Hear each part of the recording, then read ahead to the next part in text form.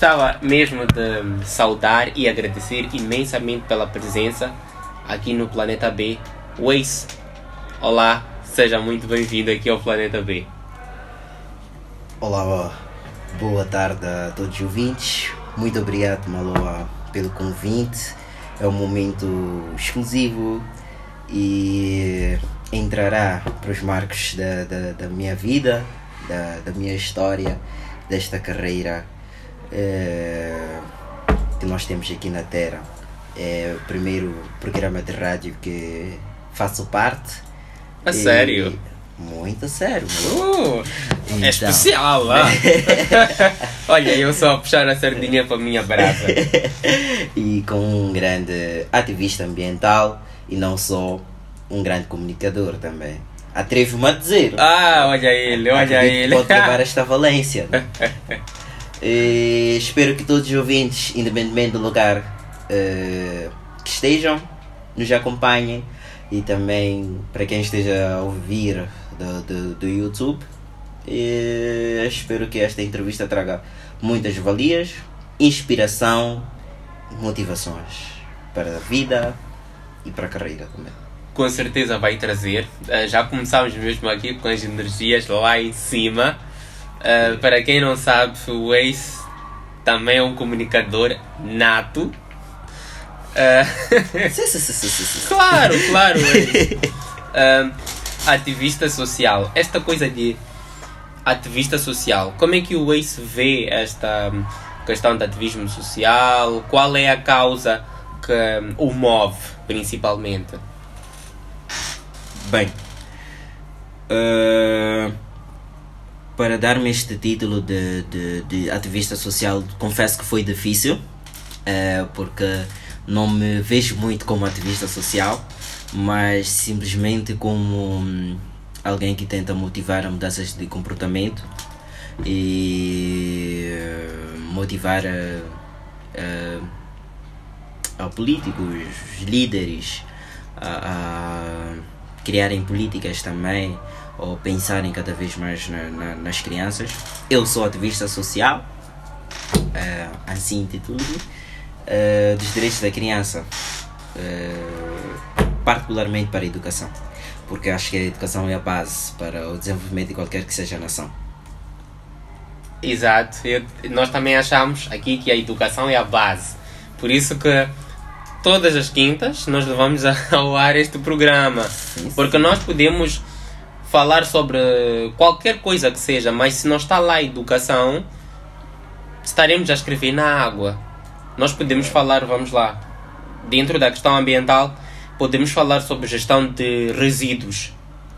Podemos colocar contentores, seja lá o que for, mas se não está lá esta intenção educativa, simplesmente vamos só colocar coisas e que depois não são produtivas. É um facto. É difícil educar, mas é necessário. É difícil, mas é necessário.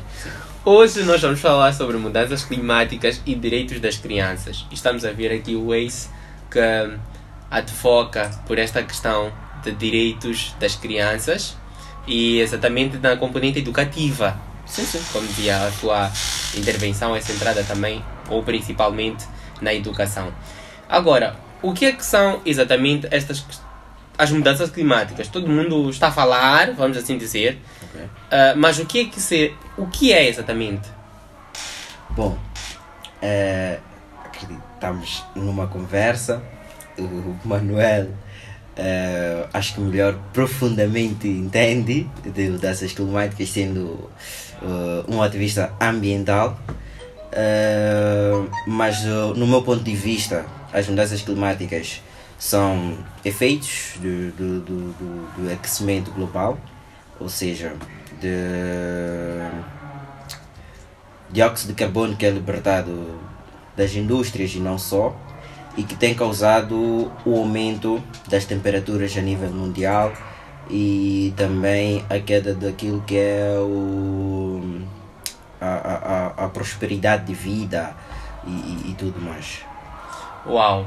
Já começou aqui mesmo a trazer um elemento que é a questão da perda ou do decréscimo naquilo que é a qualidade de vida. Certo. Mas agora, como é que afeta exatamente o mundo em que nós vivemos?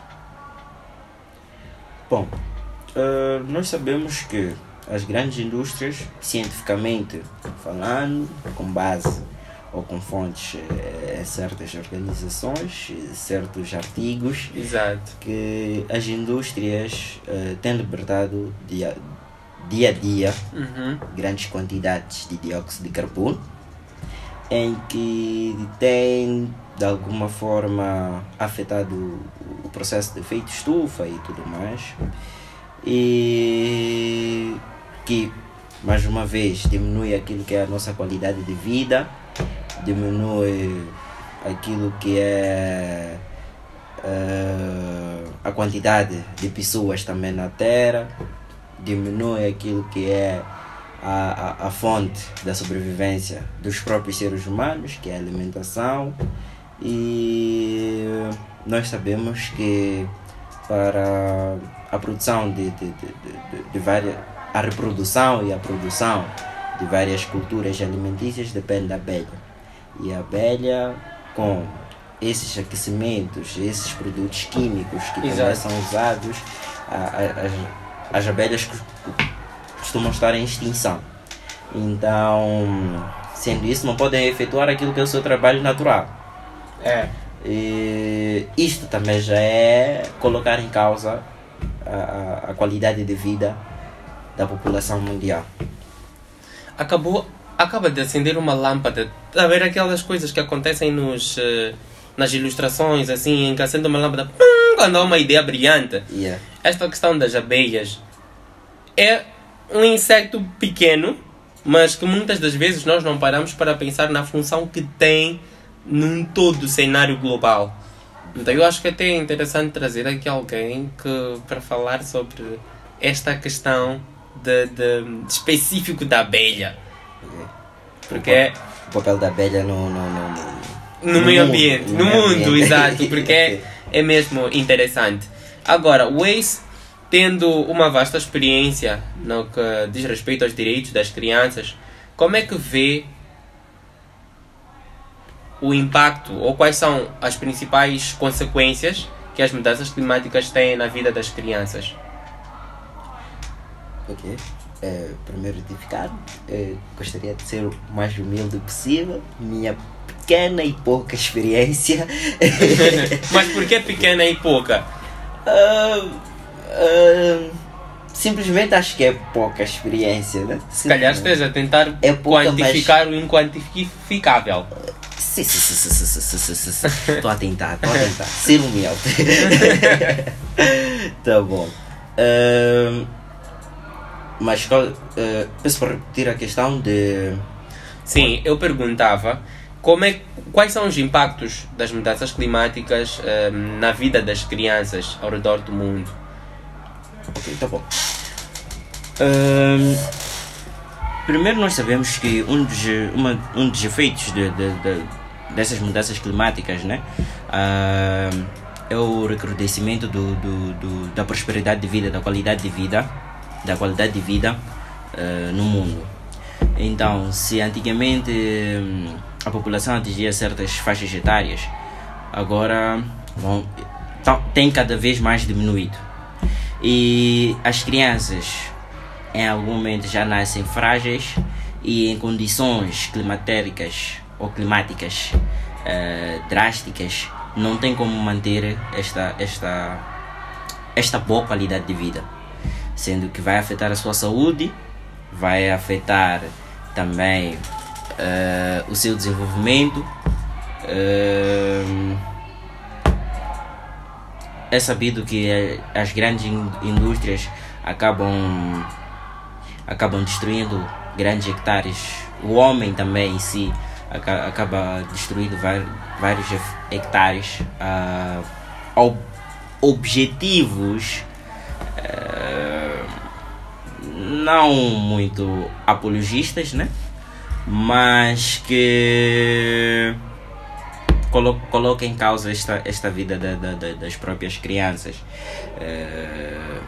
não dando às crianças sombras, não dando às crianças frutas, não dando à criança alimentação em geral e, acima de tudo, temperaturas saudáveis para que a criança possa se dirigir à escola, ter acesso à educação para proteger a sua nação.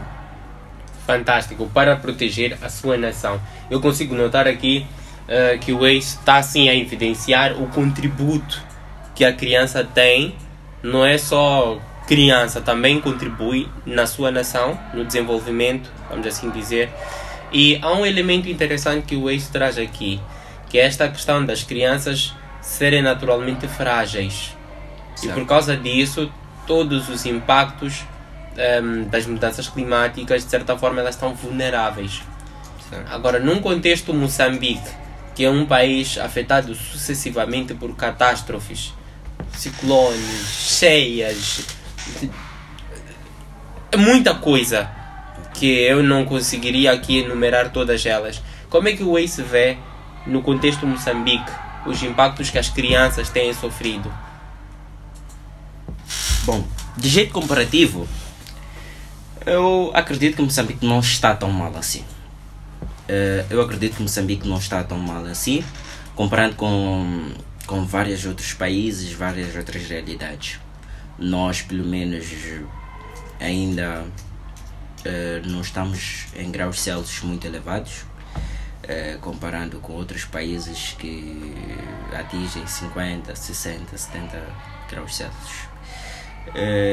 Moçambique, feliz ou infelizmente, está localizado à berma do oceano, né? E feliz ou infelizmente é afetada por essas mudanças também climáticas, né? Como acompanhamos já há alguns dias em certos órgãos noticiosos que uma certa cidadã, de tanto estar constrangida, né? Chegou a questionar se a cidade da Beira, por exemplo, era caminho de vento. Exato. Por ser uma cidade que frequentemente é assolada por efeitos naturais. São efeitos naturais. Como nos proteger? Temos que olhar por um sentido mais científico também. Exato. Que não vamos só plantar árvores quando dá o dia das árvores, o dia das florestas e tudo mais, né? É algo que tem que ser abundantemente, frequentemente praticável, né? E acima de tudo temos que olhar a nível das capitais também, porque dia a dia são derrubados árvores. Exato. Para serem edificados prédios e infraestruturas de grande envergadura, em que colocam em causa a vida desses próprios cidadãos. Mas resumidamente, Moçambique não está mal, não está tão mal assim. Não temos sim que optar por energias limpas. Temos a vantagem de pelo menos sermos abençoados dia a dia pelo sol. Então a prática de a energia, por exemplo, pode ser produzida, pode-se ter uma fonte que é o painel solar, a energia eólica e tudo mais. Não sei se arrisco-me até a dizer reduzir um bocadinho, um pouco ou muito a produção mineira, que também coloca em causa esta componente climática, ou optar por métodos mais eficientes. Exato. E que também possam de alguma forma ajudar o desenvolvimento do próprio país, né? Sim, contribui com divisas, com valores para os nossos orçamentos e tudo mais, mas é preciso aplicar também para que o país possa se proteger desses efeitos naturais e não só. Ou seja, é preciso aqui haver uma espécie de pensar no clima, não só, como dizia aqui, por exemplo, tem algumas instituições, o setor privado principalmente, tem desenvolvido os seus negócios, etc. É preciso pensar no clima também, para que, de certa forma, nós possamos ter um desenvolvimento que não compromete aqueles que são os direitos da criança por causa desta exposição que as mesmas têm aos efeitos das mudanças climáticas. Agora, quais são os direitos da criança que o ACE vê que são afetados, por exemplo, numa situação de catástrofe? O Idai, por exemplo, Kenneth, Gombe, tantos outros ciclones que aqui passaram, ou nessas vagas de calor, etc. Quais são os direitos da criança que o ACE vê que são afetados nessas situações? Primeiramente, educação. Segundo, saúde. Terceiro, posso colocar uma habitação. E a viver em família. Porque esses efeitos naturais de alguma forma tiram vidas dos próprios parentes, das próprias crianças, colocam em causa a educação, destruindo escolas, destruindo mantimento, e destruindo o próprio mantimento coloca em causa também a própria saúde da criança, né? Coloca em causa a própria saúde da criança. Então, são vários, sim, mas para mim estes são os mais importantes, né? Porque onde uma criança cresce numa família, tem alimentação para conseguir captar aquilo que é de alguma forma liberado pelos seus professores, a fim de ensinar, educar, e não só dos seus professores, mas também da sociedade. Isso é muito importante, e que todos esses direitos são complementares. Então, com uma educação de qualidade, tu tens uma criança que saberá mais como cuidar ou como proteger-se a nível da sua saúde, como produzir alimentos para si, para a venda, de uma forma de autossustento, e que também não possa destruir as árvores, pois a árvore que ela destrói hoje é a sombra do amanhã, quando estiver quente, é a fonte de alimentação da manhã, é de lá onde também podem sair as folhas do caderno e tudo mais. Fantástico. Estamos aqui a perceber principalmente os direitos das crianças que são violados neste contexto de mudanças climáticas. Segundo o ACE, são a saúde, a habitação, a educação, o direito, por exemplo, de viver em família. E se formos a ver, isto tudo está a acontecer em Moçambique. Vamos lá analisar, como eu dizia, um cenário de Idai. Várias foram as casas destruídas. Várias foram as crianças que infelizmente foram tiradas do convívio familiar. Houve várias situações. Agora, numa componente de saúde, nós, por exemplo, vimos várias crianças a contraírem cólera, etc., porque consequentemente nestas situações a água tende a perder a sua qualidade e infelizmente muitas dessas coisas tendem a acontecer. Agora, mesmo nesta perspectiva de saúde, eu falava aqui sobre a questão da água, como é que o ACE vê o acesso de crianças à água limpa e segura neste contexto de mudanças climáticas? Bom, eu vejo de uma forma talvez muito possível, não é? Que nós somos um país que temos, acredito, grandes quadros intelectuais e tudo mais. E, acima de tudo, estamos cheios de recursos hídricos. Então, convido até os ouvintes, Malô, por que não levar alguns estudantes que estejam a cursar alguma coisa, né, ligada a esses recursos, a gestão de recursos hídricos,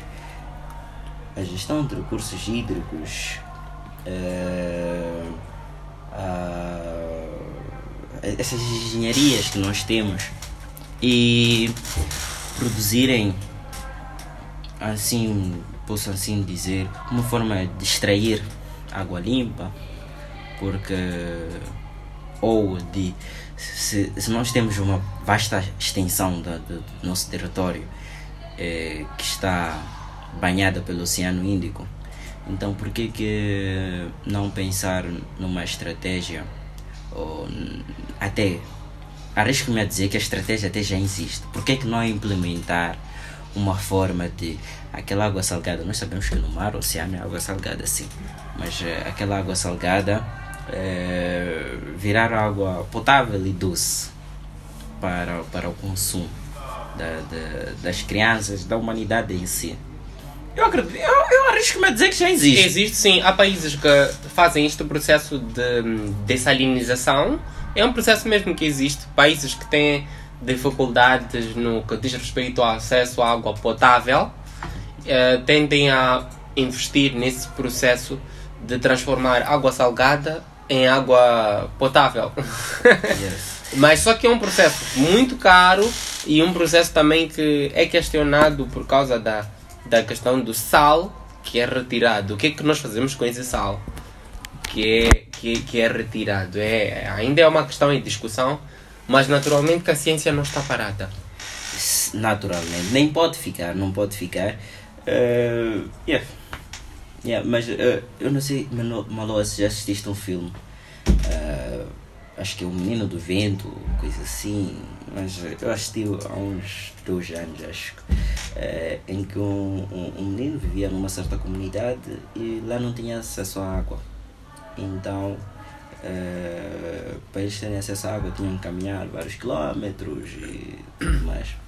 Então o menino, graças aos livros que tinham na própria biblioteca da escola, numa zona assim rural, recôndita, ele fez aí um sistema em que, entre aspas, né, podemos assim denominar furo d'água, em que extraíam água do fundo da terra, né, e esta água dava para irrigar a vasta agricultura que a família tinha ali, campos agrícolas, né, que a família tinha ali, e também para abastecer a própria comunidade.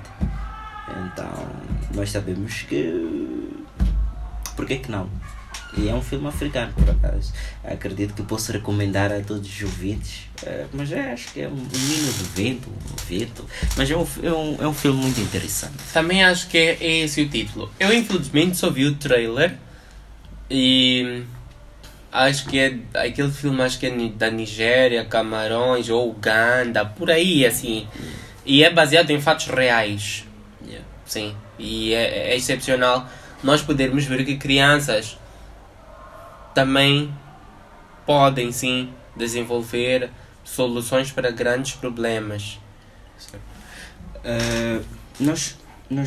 É daí onde entra a componente de educação. Eu sou defensor de uma ideia, né?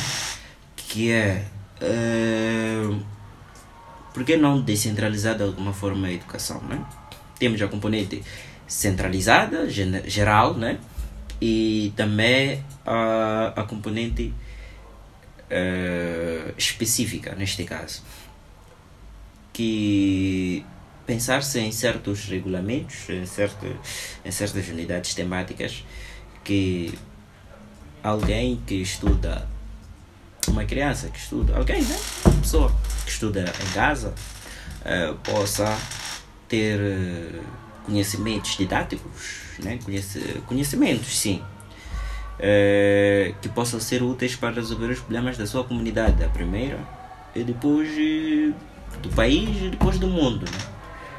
Então, por que não pensar-se nesta vertente? Assim não teríamos um caso de em Gaza, esqueço o nome do distrito, que tem problema de seca. Teve problema de seca, de repente veio uma chuva, já teve problema de cheia, e que quando existem essas situações possa também existir capacidade humana, capacidade intelectual para gerir esses recursos hídricos, para que quando haja este momento de seca não passem tão mal assim. Ou seja, as comunidades já seriam empoderadas de modo a não estar à espera de vamos lá, agentes, por exemplo, do governo que cheguem lá e tomem algumas medidas, mas elas por si só terem a capacidade de já tomar medidas para evitar os danos. Certo, na verdade, é isso mesmo. Ou seja, comunidades autossustentáveis. Eu acho essa abordagem muito interessante, porque eu acredito que o maior investimento, ou o melhor, entre aspas, está em capacidade, conhecimento. Acho que estamos juntos nesse barco de defender a educação. Porque a partir do momento que uma comunidade sabe interpretar as estações do ano, sabe consultar ou ter acesso a informações, ter informações que no mês tal é provável que haja inundações. Então, desculpa cortar-te, Manoa. Nós agora tivemos tivemos tempestades, estamos a ter também. Estamos a enfrentar algumas tempestades, não só na região sul, mas ao longo de todo o país, né? Mas talvez graças à rádio esta informação chegue que está a vir alguma tempestade. Mas para quem não assista, para quem não ouve até a rádio, como é que fica? Então, a informação é poder, é um facto. E que se depender das próprias comunidades, né, elas terão esta informação de que sim, vem, esta é época chuvosa. Então, serão menos perdas nos campos agrícolas, não só nos campos agrícolas, mas também menos perdas humanas, menos perdas nas próprias infraestruturas públicas e não só, que possam estar preparados para tudo o que der e vier. E quando passar esta fase da tempestade, não haja muitos danos. Por quê? Porque a comunidade já estará preparada. Então, de alguma forma, eu acho que é necessário sim investir na comunidade para que esteja que não seja até muito dependente das cidades. Fantástico, porque atendendo e considerando também que muitas das vezes quando chega lá uma tempestade, as vias de acesso também ficam limitadas. Sim. As pessoas ficam sitiadas e é difícil ter que esperar um suporte que vem, por exemplo, de uma cidade capital, etc. Por isso é necessário mesmo que haja estas iniciativas educativas. Nós, por meio da rádio, naturalmente, que levamos sim informação, e é sempre importante nós também fazermos este trabalho, e estamos sim a fazer. Agora, como é que as mudanças climáticas podem afetar a segurança alimentar das crianças? Uau, pergunta interessante.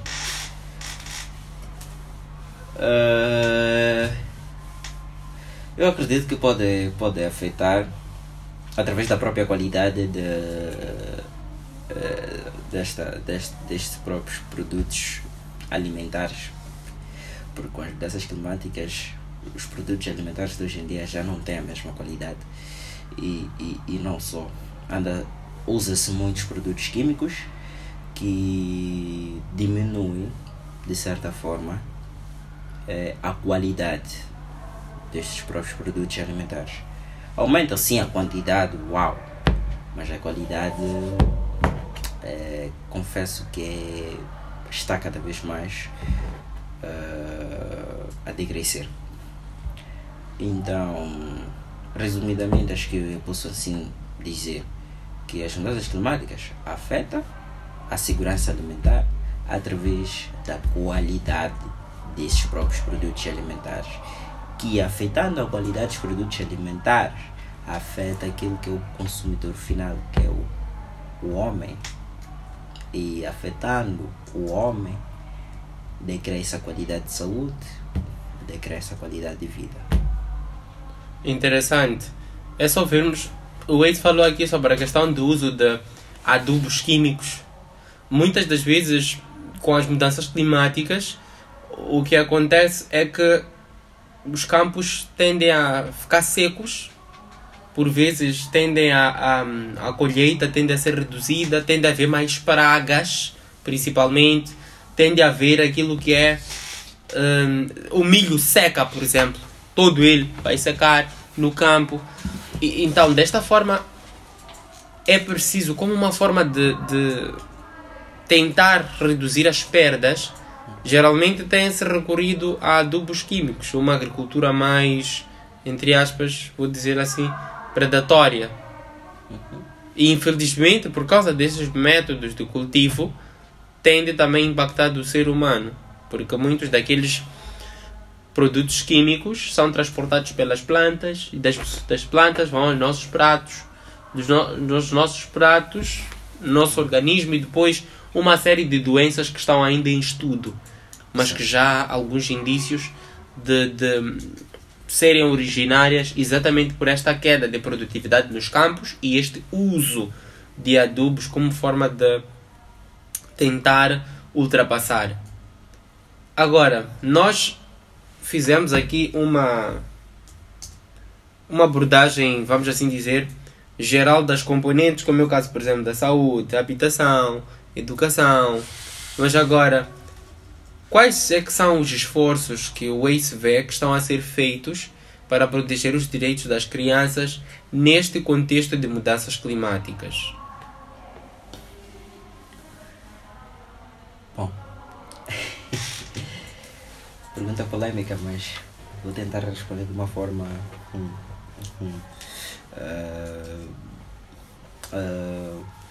mais sensata e real que eu puder também. É verídico que temos várias, como é que eu diria, estão a ser desenvolvidas várias conferências, vários workshops para troca de experiências e ideias. Sei que recentemente está a ser elaborado algum documento em que poderá ser adotado pelo governo de Moçambique, né?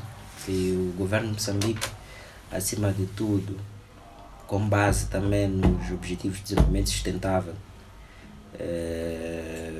tem desencadeado ações. Nós sabemos que agora as infraestruturas a serem desenvolvidas devem obedecer esta componente, né? Que esteja apta aos efeitos naturais, ou seja, possam se proteger dos efeitos naturais, né?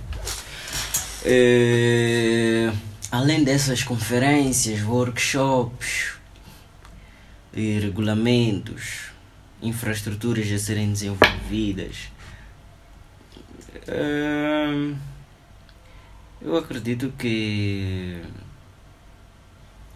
e árvores também a serem plantadas nos dias da natureza, em dias específicos. Infelizmente, E eu acho. reconhecendo também, pelo menos aqui em Moçambique, na região sul, pelo que eu tenho acompanhado, que é da recolha de resíduos sólidos nas praias, por parte de vários ativistas, de vários jovens, de vários homens, né? Acredito que estamos no bom caminho E também salientar que recentemente, tivemos algumas grandes infraestruturas, por exemplo, de energia solar, que está a abastecer o nosso país em uma certa parte desta própria energia, né? Se falta muito, não sai. Se ainda devemos fazer mais, talvez. Mas é preciso também que se repense a cada dia, né? Quais são as nossas prioridades. Se nós tivemos de alguma forma a mesma vontade, né, que certos jovens, de acordar e pensar: o clima, eu tenho que fazer alguma coisa pelo clima, eu tenho que fazer alguma coisa pela humanidade. Acredito que sentiremos os grandes efeitos dessas pequenas ações daqui a algum tempo, mas que fará grande diferença não só para o nosso país, mas para o nosso continente e para o mundo. Interessante. Esta questão de... Há uma coisa que alguém pode ter escutado e dito: mas como infelizmente o plantio de árvores? O Ace aqui falou na questão de em dias específicos. Certo. E isso é infelizmente, porque era suposto que nós plantássemos essas árvores todo sempre, que nós fizéssemos limpeza todo sempre, que nós falássemos sobre ambiente todo sempre, toda hora, a todo momento. Mas infelizmente, se calhar seja só a minha perspectiva, há aquela construção de natureza é só no dia da natureza, é só no dia do meio ambiente, limpeza é só dia de limpeza, enquanto que não, devia ser algo de todos os dias, para haver uma componente aqui, continuidade, que é algo básico na educação. É preciso que seja hoje, amanhã, depois da manhã e etc. Agora, Waze, como é que as mudanças climáticas afetam ou podem afetar a estabilidade no que diz respeito à questão, ou vamos lá ser específicos, a questão da segurança e a proteção por parte das crianças? Como é que as mudanças climáticas afetam esta componente? Ok. Essa questão pode ser feita de outra forma. De outra forma? Em que medida as mudanças climáticas vão afetar as crianças numa perspectiva de segurança? Quão seguras elas estão, protegidas, acolhidas? Em que medida as mudanças climáticas criam uma perturbação neste elemento de segurança? Agora sim, é desta outra maneira. Ok, tá bom. Eu acredito que esta questão já foi respondida, mas de uma outra forma, né? E talvez voltar a repetir agora. As mudanças climáticas, como é que afetam na perspectiva de segurança, certo? Sim. Ok. Primeiro, pela esperança de vida nas crianças. Eu sendo criança, com esta componente de mudanças climáticas, aquecimento global, já não terei lá muita esperança de vida. Falo particularmente sendo criança. Tenho que adotar mecanismos, tenho que adotar mecanismos de sobrevivência. Tenho que saber que tenho que estar à volta de uma natureza, tenho que plantar uma árvore, tenho que cuidar de uma árvore e tudo mais, para que amanhã, quando estiver a aquecer muito, pelo menos eu não sinta os grandes efeitos. E acima de tudo, tem um paradigma ou um slogan que eu vi, são dos 3 R's, que é reciclar, reutilizar Reduzir. Exato. Então, acredito que nós, as crianças, podíamos adotar este slogan dos 3 R's, que é reduzir, por exemplo,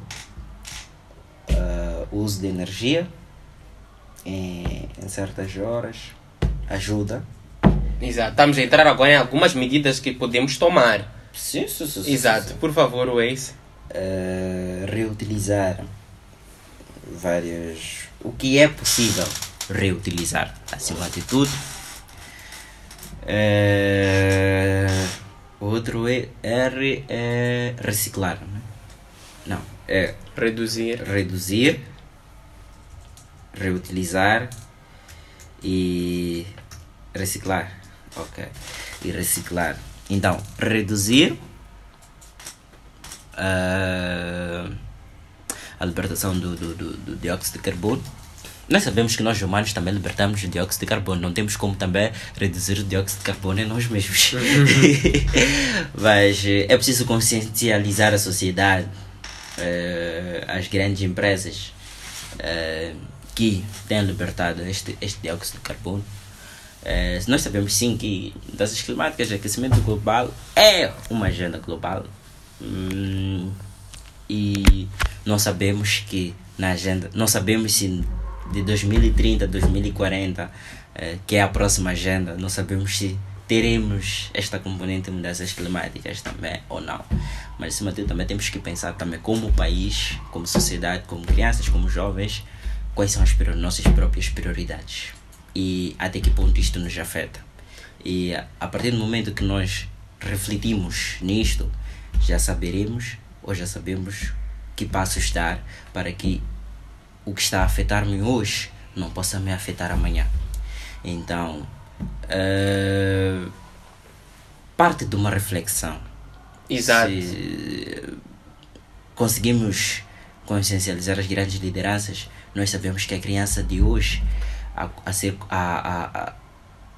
partindo de um resultado da consciencialização dos grandes líderes, a criança de hoje não vai sofrer os mesmos problemas amanhã.